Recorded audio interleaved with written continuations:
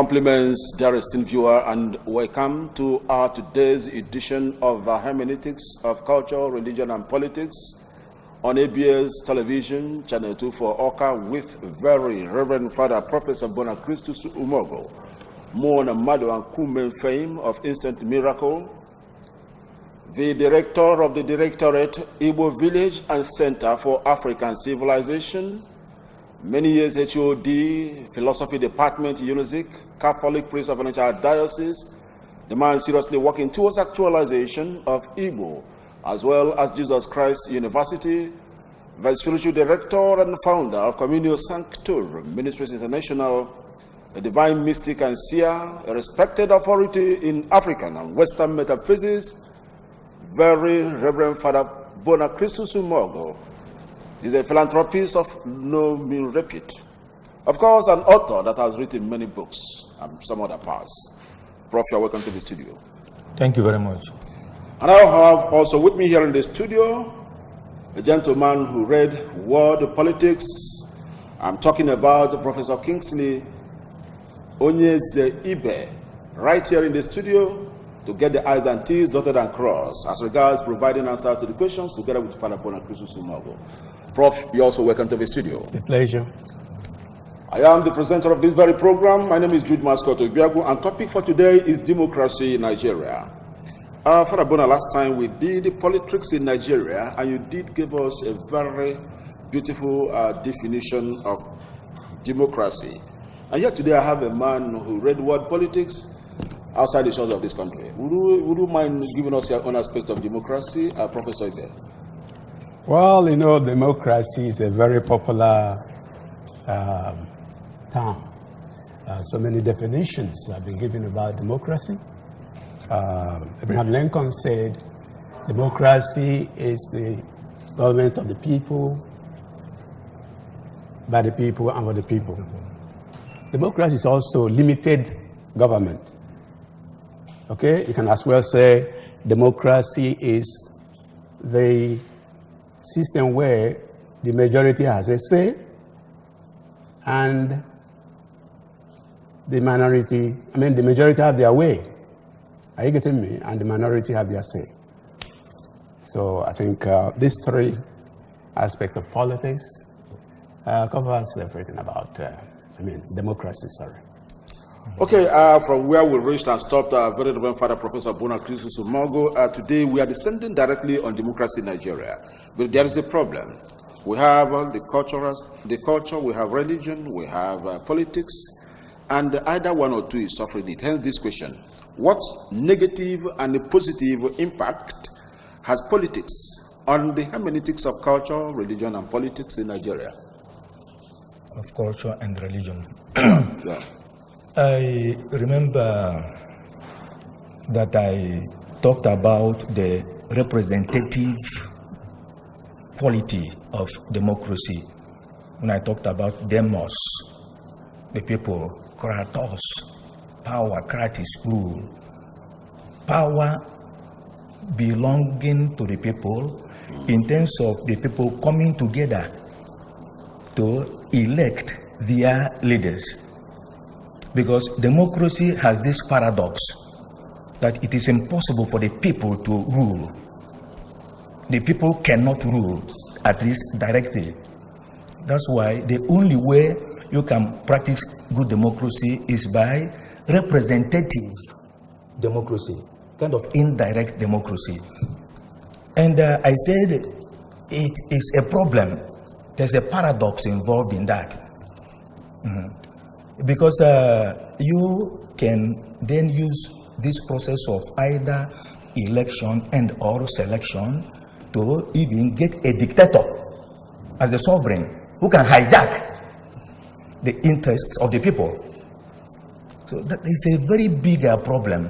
Now coming to, of course, I made it very clear that in Nigeria, we have the democracy in Nigeria has a federal character, where power is divided between the central or national government and the state and also the local governments.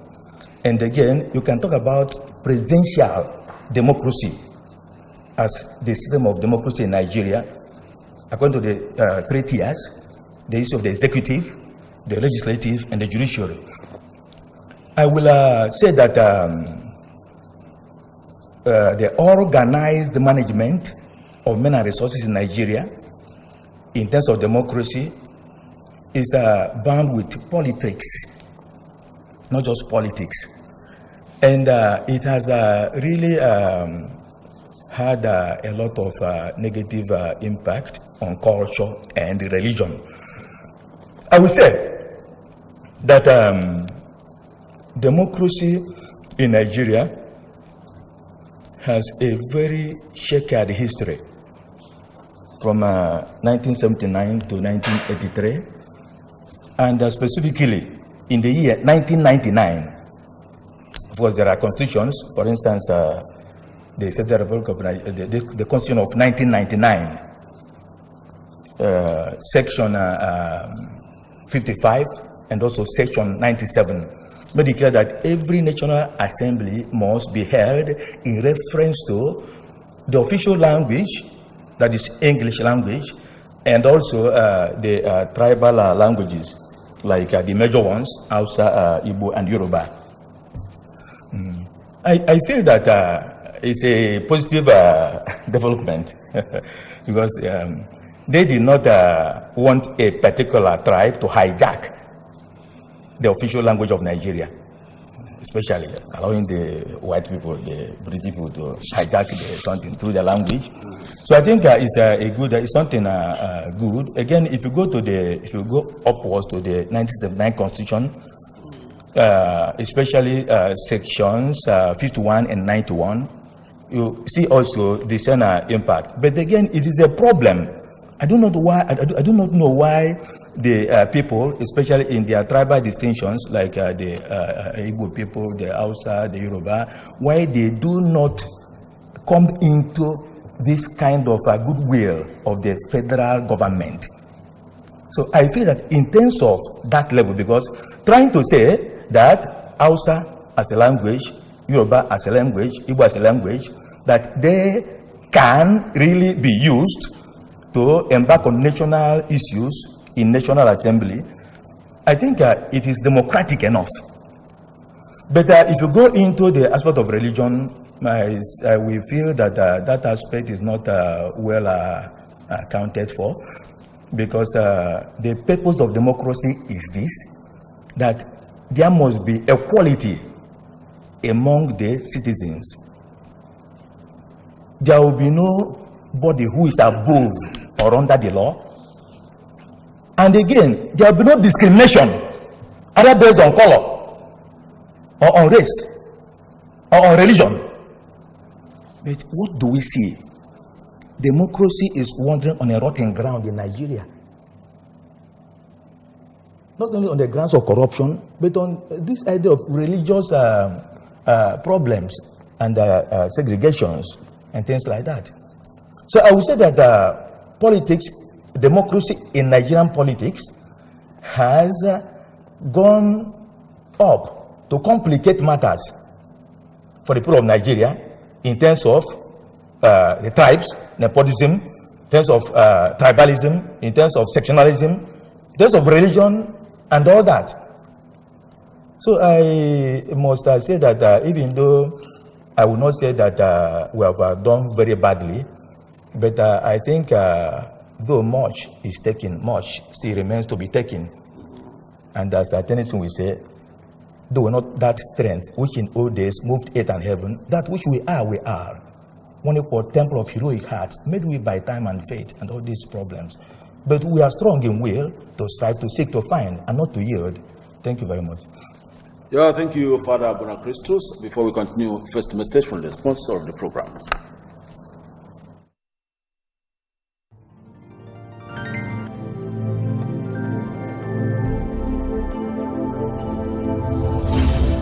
Dear child of God, you are welcomed to Hermeneutics of Religion, Culture and Politics with Very Reverend Father Professor Bonakrisus Umogumuna Mado and Kumen Fame of Instant Miracles, Father Founder and Spiritual Director of COMMUNIO SANCTORUM Ministries International, a supremely intelligent genius of Christ, a thoroughgoing Catholic priest, a professor of philosophy and a respected authority in African and Western metaphysics, logics, theodicy, and mathematical philosophy. Very Reverend Father Professor Bonakrisus Umogumuna Mado is an international professor from the Faculty of Arts, Nnamdi University, Oka, Director, Igbo Village and Center for African Civilization, UNISIC, the man who is championing the cause of establishing an Igbo University as well as Jesus Christ University. Father Bona is a Catholic priest of Onitsha Archdiocese. He is a seer and a mystic, a polyglot and philanthropist of no mean repute. Come to Very Reverend Father Professor Bonakrisus Umogumuna Mado for warfare prayers, sacred exorcisms, stigmatization, transverbation, bilocation,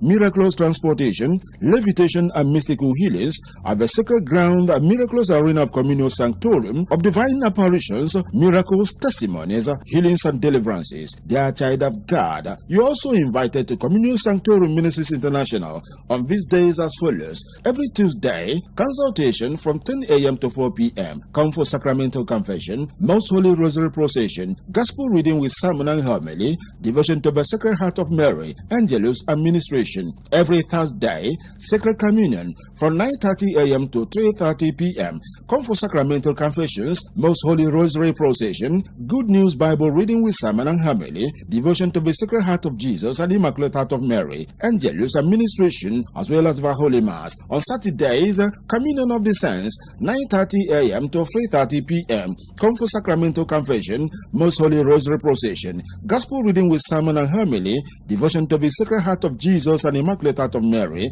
First Friday / First Saturday, Vigil 6 p.m. till dawn. On First Friday, devotion to the Most Sacred Heart of Jesus. First Saturday, devotion to the Immaculate Heart of Mary. Venue behind Olivia Montage, former Tourist Garden, Agwaka. God bless you. Yeah, Father Bona, there is still something I want you to clear. Some reverend fathers, some pastors, and other head of religious organizations, they've abandoned the altars for politics. Some traditional rulers equally have abandoned the traditional stool for politics. All these things are coming up or precipitating some negative impact on culture and religion. What do you have to say about it? What is their center interest in doing all this? I must make it clear to the church leaders, whether a cardinal or a bishop or a pastor, priest, or anybody at all, the essential work of an anointed person is salvation of souls, salus animarum. So anywhere you can save the soul made in the image of God, that is your vocation, that is your calling. Do not abandon that for any other thing. Salvation of souls. So I want to establish that both for now and forevermore. Let it be established both for now and forevermore that the duty of a priest, because that's the foundation of all these vocations, is to save souls. Having said that, I want to make it clear that any positive incursion into politics is good, because you see, there's the social dimension of the gospel, the socio-political dimension of the gospel. If you leave the issue of politics for the people, they may abuse that. I have said that in Nigeria, there is something I find very uncomfortable. That makes me uncomfortable. That we have professional politicians who are not professionals in politics. So you cannot leave everything at their hands. They will mess it up. Because they, you see, anytime I see somebody who is a professional politician, but who is not a professional in politics, You see, chances are always there that the person is looking for money. Trader politicians. And I will say that most men of God, let me just use that word, that the phrase, most of them who go into politics are also looking for money. And that is not good. That's why I have to stress the issue of salus animarum, salvation of souls. So if in reference, in sense, and or reference to salvation of souls, you go into politics, I wouldn't say that you must abandon your vocation and become a politician. Jesus Christ did not do that. And we are following him. To be precise, if you are a priest or a pastor, let me tell you the truth. Your duty has to do with what we call munus docenti, munus regendi, munus sanctificandi. You are called to teach the people. You are called to lead the people. You are called to sanctify or pray for the people. So I wouldn't see you abandoning such a serious calling to go into politics, especially to look for money. See, so one can influence politics as a reverend gentleman in a positive or constructive way. Not by abandoning his calling or vocation and becoming a politician, a professional politician, and not just I'm coming to that because I have said that there is what I have found out. There is what we call bad or crap leadership and bad or crap followership. So you need really to influence the people in a positive way, in a constructive way, to go out and vote in mass. But do not tell them who to vote for. So, otherwise, you're already a professional politician. Yeah. So that's all I can say about that right now. Then on the issue of, I'm coming to you now, Professor Kingsley Ibe, I also mentioned that traditional rulers have abandoned their traditional tool and go all out to even identify with political parties. What's your take on that? Okay. I was also thinking that before I take that question, if you would permit me, I go a bit back to memory lane. If I can just add to what... Do, please, do. You see, when you look at Nigerian politics, I'm trying to also say something about the question you asked Father. Then I will collaborate with that. When you look at Nigerian politics, you see it's a peculiar kind of politics. And let us not forget that our forefathers were here while the white man came on what they call civilizational mission. And so when they came, things fell apart. That's what General Chebe said. Yeah. So we must realize that things fell apart. What does it mean? Our primordial tradition crumbled for a new one. Are you getting me now? That new one is Christianity. In the North also, the primordial tradition of the North crumbled to Islam. So what you're seeing is a Nigeria that has a culture that the old one crumbled for the new one. And the old one is not phasing away easily. That was the situation when the white man came.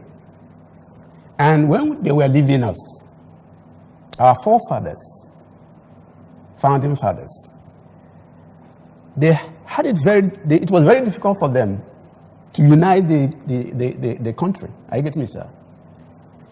There are a lot of ethnic differences. I mean, tribal and ethnic differences, tribal and ethnic nationalities. How do you bring them together? What should be the epicenter of bringing them together? What we call unity in diversity. What should be the epicenter of that unity? It was very, very difficult. And so they were not even agreeing in the first place to come together. But thank God to political sagacity of Nnamdi Azikiwe, the great Zik of Africa.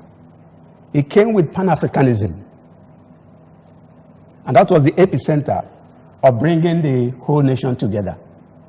So we could now get a nation called Nigeria.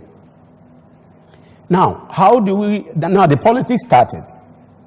It became a kind of tribal and ethnic politics. You want to represent your own people. The Northerners are representing their own people. The same thing East, West, and South. Now, that is where now the politics came in. We could not find a common vision. There's clash of civilization. So a lot of politics came in. Are you getting me now? So, and that affected also the culture of the people. It affected our religion. Now, our leaders begin to use the religion to get at their goals. And because politics becomes it becomes a dirty game. And the followers begin to have bad opinion of politics. A very good introduction there, Professor. Culture as one, what negative impact now would you say has the attitude of our traditional rulers who abandoned their tools for politics? What has it brought on the culture of our people? Now, like Reverend Father was saying, you know, he mentioned money. Yes. Any priest or pastor that abandoned what he's supposed to do between him and the faithfuls, money must be responsible. So, in your own aspect, how would you assess the abandonment of traditional tool by the traditional rulers for politics? Do they want to expand their land acres or things like that? Why? What are the reasons? You know, when you talk about traditional leaders now, they cannot totally be get away from politics, because you said traditional rulers. Yeah. So it's just a level of politics we expect them to play. Are you getting them? They are not recognized in the Constitution as a kind of political. They're in the fourth tier of government. Yes, sir. It's not recognized yet in the Constitution. If not, it should have been the fourth tier of government. So they would have been a part of the government. So in their own part, we may not have problem with their being in politics, but we want them to play a particular kind of politics. Okay, let me put it this way. Father Bona, there's something I want to add there. I'll come into that. Recently, somewhere in Nigeria, a traditional ruler abandoned his traditional stool for a politician who now occupied the seat while he sat, some other place. All these things. I think we need to establish that the traditional rulers are there to be custodians of the culture. Yes, of course. And made it clear that culture is simply a way of the life, a way of life. For instance, the way the people dress, the way they speak, the way they understand the things, the way they pursue their trades, and all that. And I've made it clear that there's a distinction between culture and the tradition. As people engage in what you call culture, problems are bound to arise. And one must seek solutions for such problems. So you find out that the traditional ruler is called to be a custodian of the culture and to seek for solutions of problems that arise from that culture. And most of them are social and political. So I must make it clear that the traditional ruler or leader must be involved in politics, but not at the expense of his vocation as a custodian of culture and tradition. Of course, what we said about the issue of interest in politics to the extent of becoming members of political parties, in such a way of using politics to maintain the culture of the people, and of solving problems that arise from such culture, traditional or with traditions. And I must extend to say, like in the beginning, there was no time the Hausa people, the Yoruba people, the Igbo people, other minorities came together to have a consensus, what I would call consensus communi or consensus adidem, that we are going to become a nation. We never agreed on that. So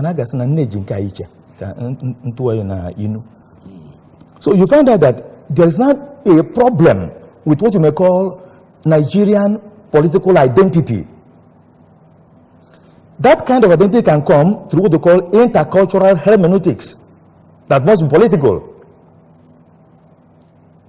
That's why I said those who are, let me use language as an aspect of culture, those who are expecting Hausa language to become Nigerian language, or Yoruba language to become Nigerian language, or Igbo to become Nigerian language, see, they will remain disappointed because it can never be so. And it is a problem that borders on national identity of who is a Nigerian. See, the issue of ethnicity can never be just thrown away under the carpet. It is impossible. So, but I want to establish again that we must be very, very, very careful in terms of what you call the synergy between the leader and the led. Because for me, I think the entire problem is this, that because in politics there are no permanent enemies or permanent friends, but permanent interests. It's a very big problem. So let the leaders be very careful, and let the led also come up with wisdom and intelligence and understanding. Because if we can cure the issue of corrupt leadership and bad followership in Nigerian politics or Nigerian democracy, I think we will go a long way. Yeah. Mm-hmm. Thank you. Okay, Professor Ibe, what do you think is the major factor clogging the wheel of political progress in Nigeria? What do you think is the major factor clogging the wheel of political progress in Nigeria? But before you address that question, let's take another message from the sponsor of the program.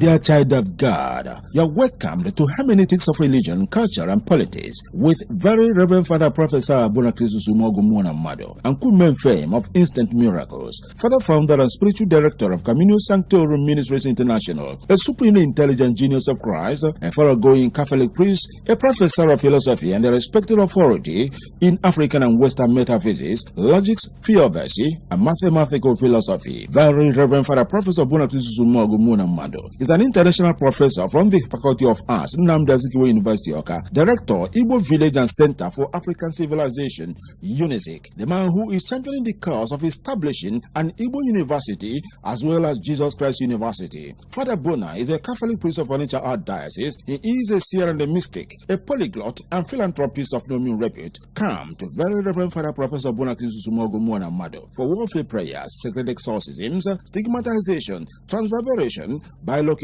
miraculous transportation, levitation, and mystical healings at the sacred ground, a miraculous arena of COMMUNIO SANCTORUM of divine apparitions, miracles, testimonies, healings, and deliverances. Dear child of God, you are also invited to COMMUNIO SANCTORUM Ministries International on these days as follows. Every Tuesday, consultation from 10 a.m. to 4 p.m. Come for sacramental confession, Most Holy Rosary procession, gospel reading with sermon and homily, devotion to the Sacred Heart of Mary, Angelus, administration. Every Thursday, Sacred Communion from 9:30 a.m. to 3:30 p.m. Come for sacramental confessions, Most Holy Rosary procession, Good News Bible reading with sermon and homily, devotion to the Sacred Heart of Jesus and Immaculate Heart of Mary, Angelus administration, as well as the Holy Mass. On Saturdays, Communion of the Saints, 9:30 a.m. to 3:30 p.m. Come for sacramental confession, Most Holy Rosary procession, Gospel reading with sermon and homily, devotion to the Sacred Heart Heart of Jesus and Immaculate Heart of Mary,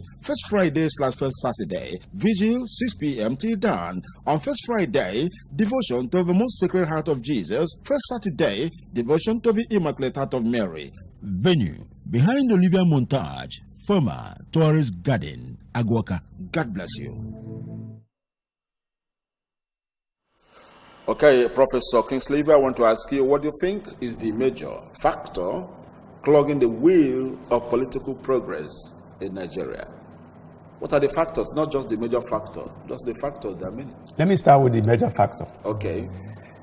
The major factor is religio-ethnic politics.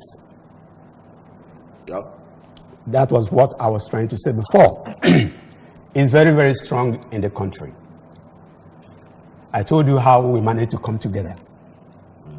If it were not the sagacity or visionary leadership of Zik, we wouldn't have gotten something called Nigeria.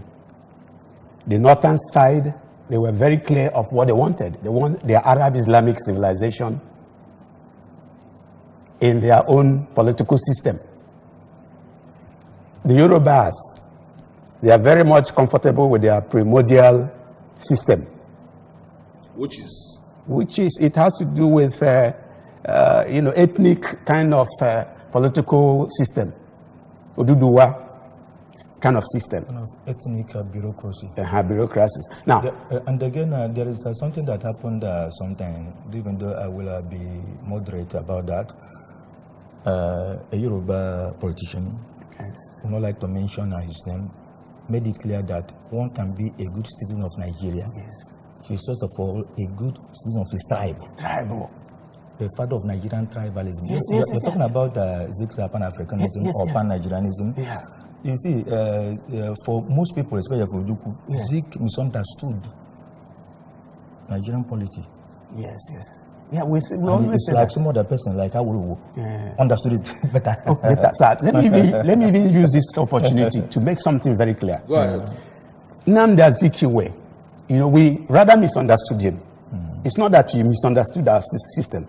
Maybe he was very visionary. He's an angel. Yes, he was very visionary, but we could not understand him. In the first place, I was saying, he used Pan-Africanism to also fight colonialism and unite Nigeria. Okay? Now, bringing Nigeria together might not be a bad idea. God did not make mistake to bring Nigeria together. Even as I'm talking now, I know the destiny. God did not make mistake to bring Nigeria together. The colonial master did not. The point is that I'm still coming. Bread and butter brought Nigeria together. Bread and butter. But I want to differ a little bit. Look at that. It's okay. I want to differ, and that's the level we must come. Okay. All of us, we leave our past and move further ahead. Our destiny is not in the past, but it's in the future. And if you realize that it is God that creates nation, you know that Nigeria is not a mistake. It's not a mistake. I can say authoritatively today, creating Nigeria is not a mistake. God cannot make a mistake. The only thing is that as a nation, we've never identified our vision, the destiny of our vision of our destiny. When you do, you realize that this nation is destined to be a great nation, not only for Nigerians, but for the whole world. I know what I'm saying. If I have time, I can go ahead. Now, that's why we are talking about intercultural. I'm still coming. Hermeneutics. Yes, even intercultural hermeneutics. Without that, how do we get it? Let me. You see, we want to get that. It will be difficult. No, I'm even coming. It's not going to be difficult. Get even the Nigerian identity. I can tell you, sir. It's not difficult. I want to make we want to get that unity horizontally. Horizontally. No. That's what you call unity in diversity. What does it mean? Secular unity in diversity. But if you look at our constitution, I'm still coming. It's a principle of philosophy. Yes. And I want to come into that. Okay, sir. There is a fundamental problem. I think you mentioned that problem so clearly. Ethnicity. Exactly. And how do we bridge? What will be the principle of that unity? That's where I'm going now. What's the principle of that unity? That's where I'm going now. Can you define it? Yes. Now, come in. Even without definition, I explain. Then you see. No. Give it a definition because the definition it cannot be explained. Okay. No, it can. The definition there is that if you realize, according to our constitution, and if you see our national anthem, we say we are one people under God. We are one people under God, not under secularism, not under any particular ethnicity, not under religion. Are you getting me now? Now, once we go there... But God is the author of religion. Now, you see, God gave religion to different civilizations. I think let's not mislead the people in this. I want to make this point so clear. First of all, there was no time we came together to agree, even with God as a witness, that we are going to be one people. There was no time. If there was, tell me. I know what I'm going. And of course, I accept with you that if one keeps on going to the passage, we lose the future. Exactly. But we need that's why I think what we need to tell our people is, let us find a way to get at these intercultural hermeneutical principles that will engender nationality. Can you take it from me for the first time?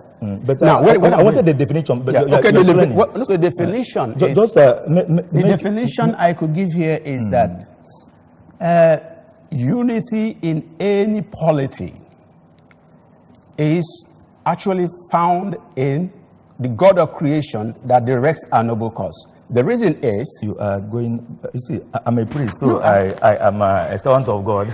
So that is when I'm talking... I work for God. Yeah, that's why I have the confidence to say what I'm saying. Don't use God as a kind of Deus ex machina. Don't just bring God into what you're saying just to explain away difficulties. No, you see where I'm going? Analysis is very important. Where I'm going, Father. You know where I'm going? You know where I'm going? I'm not talking on my own head. The Constitution of Nigeria, the national anthem. I quoted someone. You see, we're talking about politics, Nigerian politics. We say the God of creation to direct our noble cause. Now, why do we put God there? And then we're no more following that God. We follow our religions. I'm trying to tell you where we are getting it wrong. That's the problem. That's the gap. Now, where I'm going, see, let me make it very quickly. I belong to a group called Project New Nigeria. What we're trying to do is that we want to take this nation. You have made a commitment that you submit to God of creation. Is Nigeria a nation? Yeah? Is Nigeria a nation? That's another Is Nigeria a nation? Prof, I think let us... there is something we have before us that will come on 16th. That will be Saturday. Yeah. And we need to gather people very well. Definitely, God is the supreme ruler and controller of the universe. Yes. Yeah. We know that. Exactly. And we can go back to God. We must go back to God, Father. And the way of doing that is what I have established. Good. Because it's like we have backed God in Nigeria. Exactly. At the Igbo we say, because people are pursuing permanent interest. And no longer truth. No longer the transcendental quality of being like truth, goodness, love, brotherhood, and things like that. See, so I think let us advise the federal government, let there be something like a ministry for intercultural hermeneutics. Very important. Because it will go into both culture, religion, politics, and bring this gathering together. That is very important, especially with God as a witness. There is something you can pick that call. Let's see. What there is, if you are, you can start making calls on 090-729 090-729-72090. And the other line is 070-627-24192, or any of the numbers on the screen. Hello, are you calling in respect to the program? Yeah, good evening. Your name and location? Your name and location. From Oka. What's your name? I suppose that Kedafage. what is happening in this one?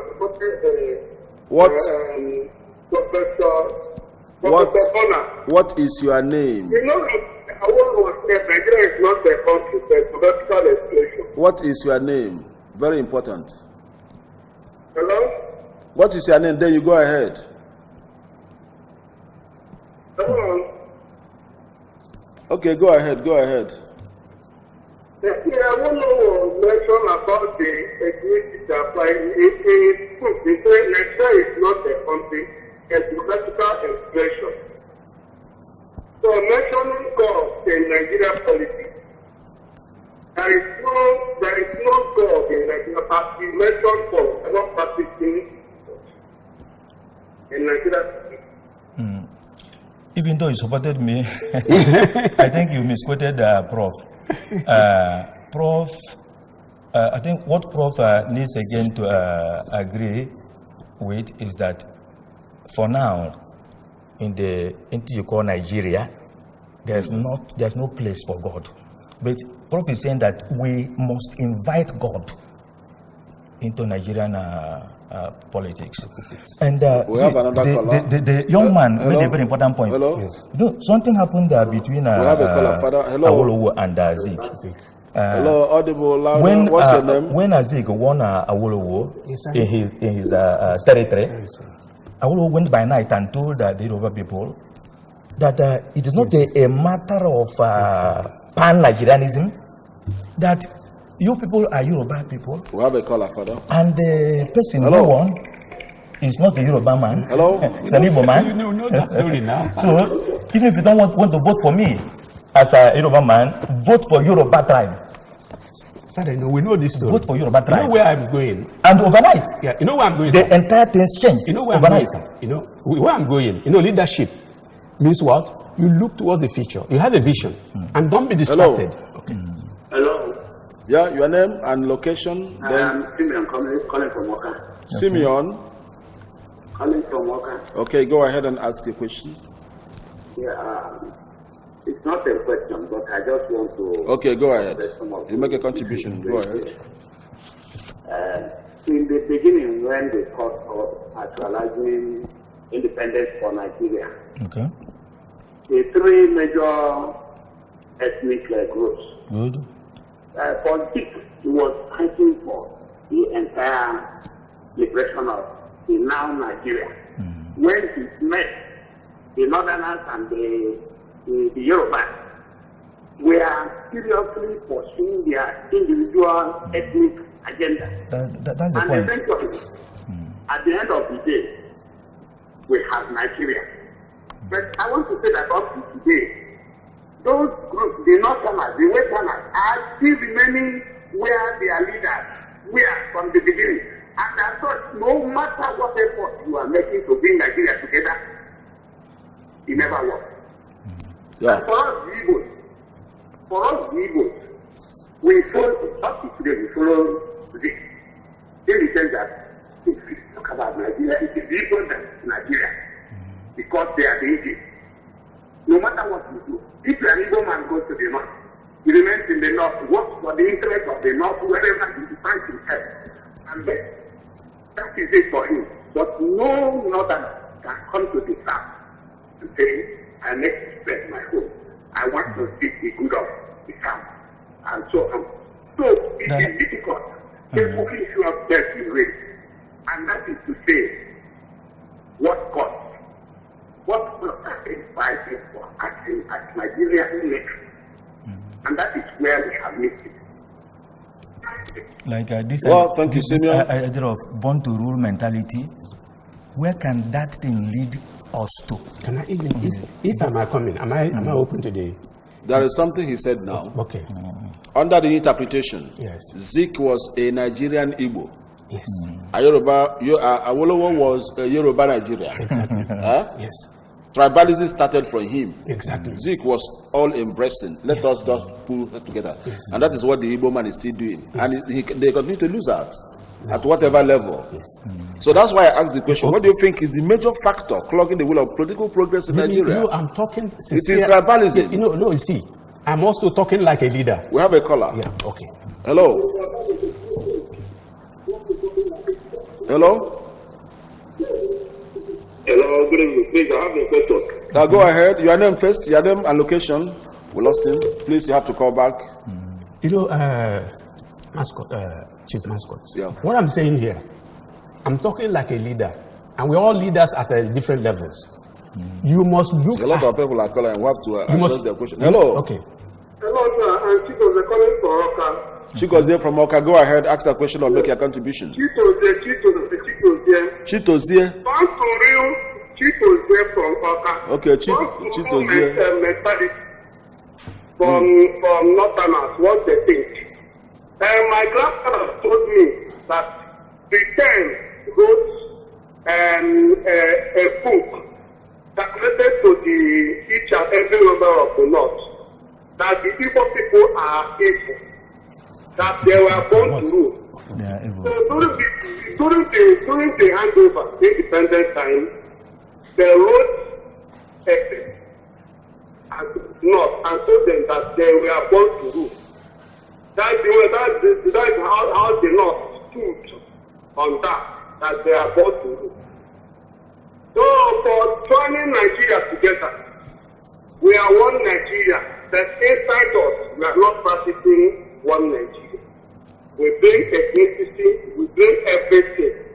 So, but in Igbo side, we call ourselves one Nigeria.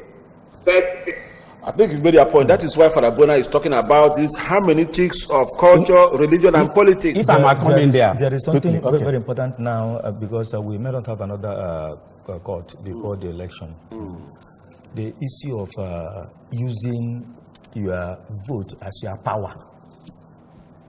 See, so please, as you go out, there is a trick about two things. The issue of election and selection, the paradox of election and selection in democracy. I want to highlight that.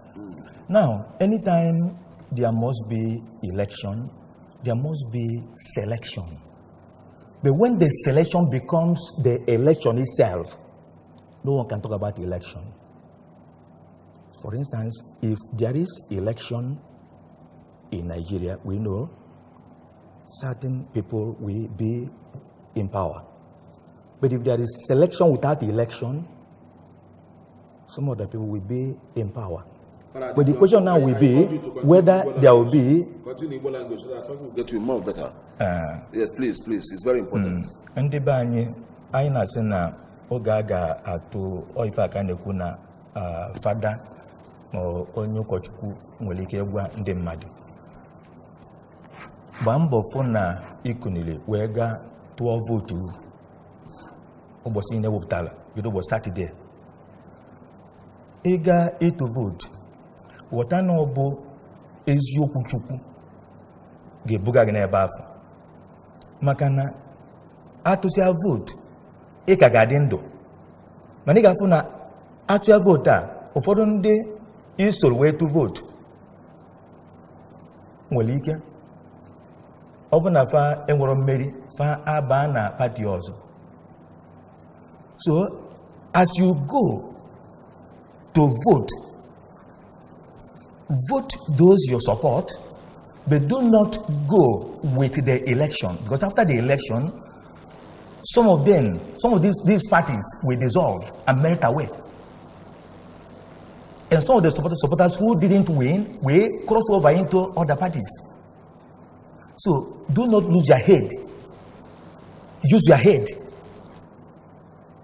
Onye ebe polisi obunye onye na-azọ ọchịchị isi ọ na-enye ya ego ka ezi isi ọ ga-eji wee rie ego afọ.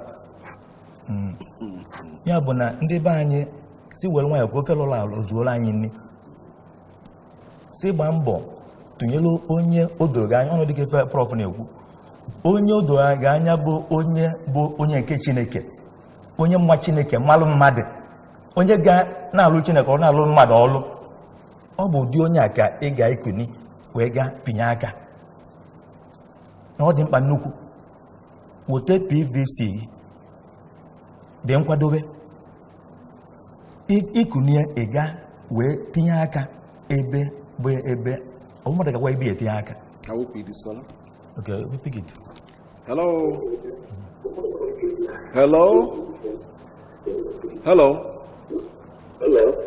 Yeah, can I find ABC about your name and location?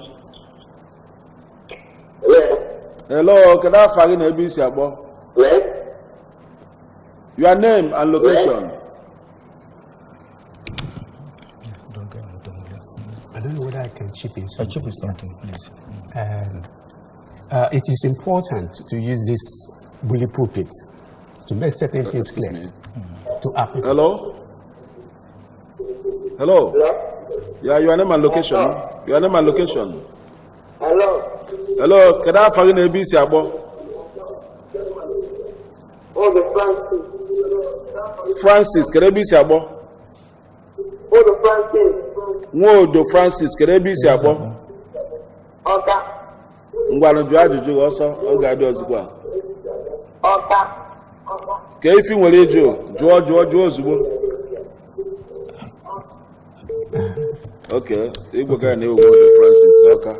Where I was going. We have just 1 minute to go. It's important to understand that we live in a country where there's a clash of civilization. There are all over the world, there is this Islamic preponderance or Islamic forces trying to dominate. It's a phenomenon of our time. Whether you like it or not, Nigeria is not insulated from it. So that is why we must be very clear that it's ongoing. How do you roll them back? If we are not prepared to roll them back, both by our understanding of who we are, what is our destiny, how to roll them back, we'll be having problems. Thank you very much. Father Bona, please, just a short prayer against Saturday. Prayer against Saturday.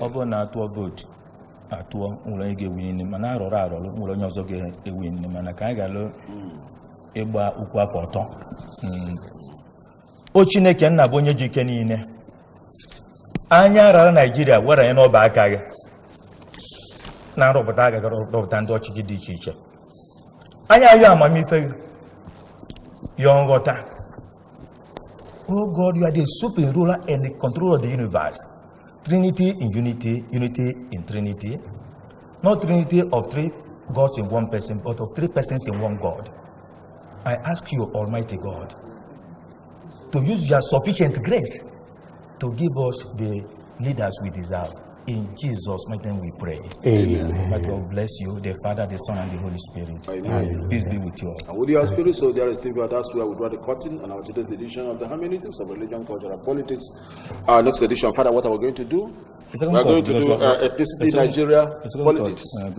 If possible, we revisit some of them that go into ethnicity, Nigerian politics. So, on this note, I want to say thank you to Father Bona and Professor Ibe, and from me, Jude Mascot, to be the presenter of this program. Bye for now, until next week.